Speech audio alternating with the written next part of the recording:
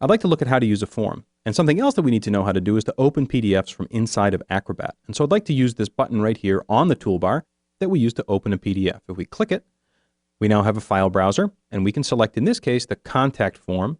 That contact form, of course, is located in the Chapter 2 project files that are on your disk. And then we'll say Open.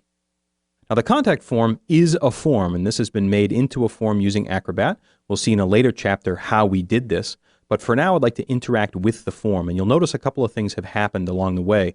First of all, we have a nice purple bar, and that purple bar gives you some instructions about how to work with a form. You'll notice that the Highlight Fields button is selected. I can shut that off, and it will hide the fields.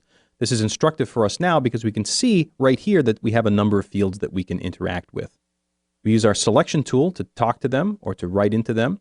If I click in the area, I can start to type my name. If I use a tab key, that will take me to the next form element on the page, and I can type in the rest of my contact information.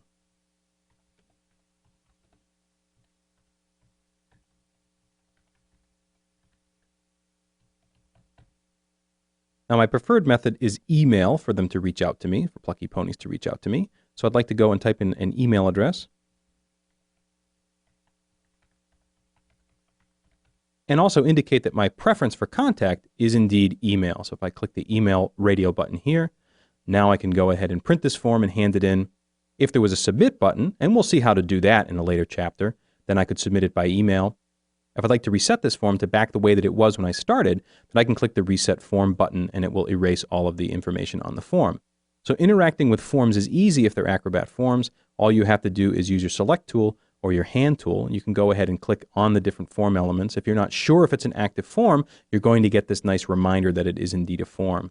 You'll see a lot of forms coming from places like the government, places like larger companies that are collecting data using PDF as a form tool because it's a very convenient tool. It also will keep the forms looking exactly the way that they need to be when you're dealing with, say, a system that's reading content from a printed form and needs to enter it into a database automatically.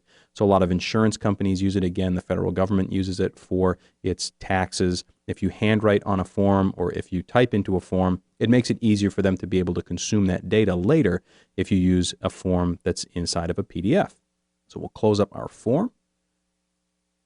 I would like not to save my changes at this moment, so we'll close that up.